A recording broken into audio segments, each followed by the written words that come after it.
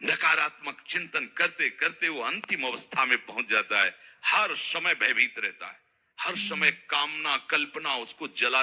कैसा जीवन है, दवाइयों पे दवाइयां, बस पड़े पड़े कल्पना भय की, और बस मर रहा हूं, हर समय मर रहा है व्यक्ति।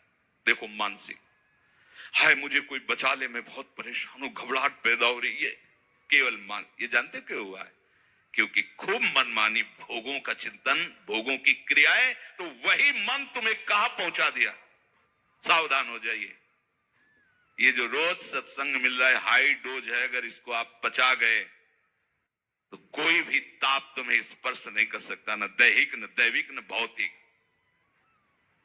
देख, हम प्राय इसी बात से गुजरना होता है। मानसिक रोग से ग्रसित है, मुझे काम सता रहा है, मुझे वो ईर्ष्या, वो ऐसा, पर उस दुष्ट का सहयोग कर रहे हो जिसने तुम्हें सदा सताया है। अगर इसका सहयोग करोगे तो आप तुम्हें अंतिम स्थिति तक पहुंचा देगा। अगर सही चल गए तो भगवत स्वरूप है मन। दोनों बात समझना। ये मानसिक रोग का निवारण कहां से होता है? सदगुरु कृपा से। इसके लिए औषधियां काम नहीं करती, पर वो समझ नहीं आती। किसी से कहा कि तुम बड़े बड़े औषधियां खा रहे हो, मानसिक रोग से ग्रसित हो, डिप्रेशन में बने रहते हो, यहां बैठ के सबके जूते साफ किया करो। उनको मजाक लगा। यहां सब बैठते हैं, झाड़ू लगा दिया करो, गली में झाड़ू लगा दिया कुछ तो। क्यों ऐसा हमने क्यों कहा? क्योंकि बहुत जल्दी पाप नष्ट हो जाएंगे। जब भक्तों की चरण धूलि जो गिरी है, वो जब बहुत जल्द उनकी जब पादुका, ये मानसिक जो लोग कहते हैं ना कि मन से पाप करने का क्या दंड होता है, तो मन ही को दंड होगा, ले मानसिक रोग भोगो। हर समय वही विषय चिंतन, नकारात्मक चिंतन, भगवत विमुखता का चिंतन, तो आ गया ना मन उसी लाइन, तुम्हें ही मार रहा है। औषधियां सब कोई समझाने से, बाहर से चाहे जितना समझाने हो, उसको क्या कहते हैं उस पदवी को जो बाहर ऐसे लोगों को समझाते हैं, उनको काउंसलर क्या है?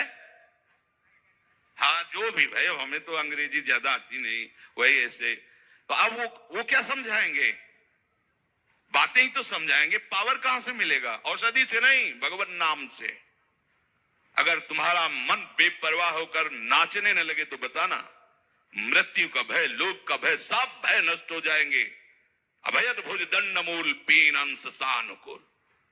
हर औषधि का बाप है कृष्ण नाम, राधा नाम। आप इसका रसास्वादन करके तो देखे, पर इसके लिए भी तो थोड़ी पवित्रता चाहिए, नहीं तो जपने थोड़ी देगा। कहां जपने देता है?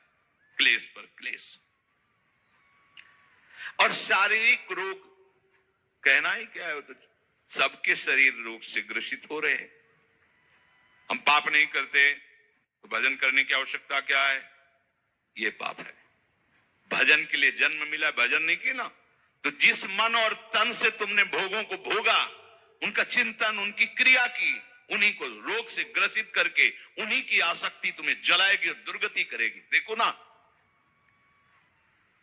अनावृष्टि, अतिवृष्टि, भूकंप, वज्रपात, एक्सीडेंट, दैव दुर्घटना, ये आधि दैविक।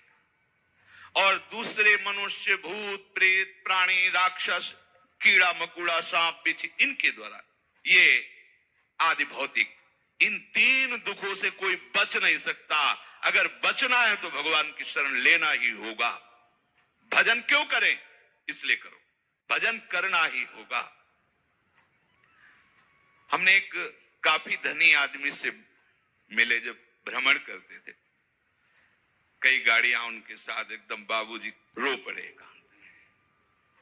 कोई ऐसी सुख सुविधा नहीं जो ना हो, जब जो चाहे। फैक्ट्रियों के मालिक थे, कानपुर फैक्ट्री इलाका बहुत है, उनका जब जो चाहे वो मिलता है, पर हर समय हृदय जलता रहता है, नींद नहीं आती, औषधि पे औषधि लेता हूं, सब बड़ा परेशान हो गया हूं। आपका नाम सुना था इसलिए आए यहां, हम कोई डॉक्टर थोड़ी। उनका सुना था कि आप, तो हम कहा लिखो, दवा लिखो, आज के बाद पर स्त्री से व्यभिचार नहीं करोगे, शराब नहीं पियोगे, मांस नहीं खाओगे, आप ये द्वैत क्रीड़ा जुआ नहीं खेलोगे, नाम जपो इतने समय, और 10 बजे से लेट जाओगे, 4 बजे जग जाओगे, नींद आवे ना आवे 2-4 दिन आप ऐसा कर, कभी दोबारा जिंदगी में नहीं हमारी औषधि किसको पचेगी। कह रहे हैं कि जो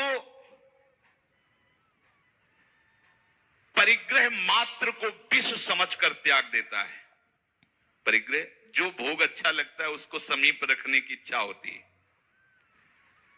परिग्रह मात्र को, समस्त भोगों को विष की तरह त्याग कर कैसे प्रभु का भजन निरंतर हो, ऐसी जलन हर समय बनी रहती, उसे तीव्र भगवत प्राप्ति की लालसा कहते हैं। तीव्र 4 प्रकार की बताई, सबसे श्रेष्ठ भगवत प्राप्ति की लालसा है।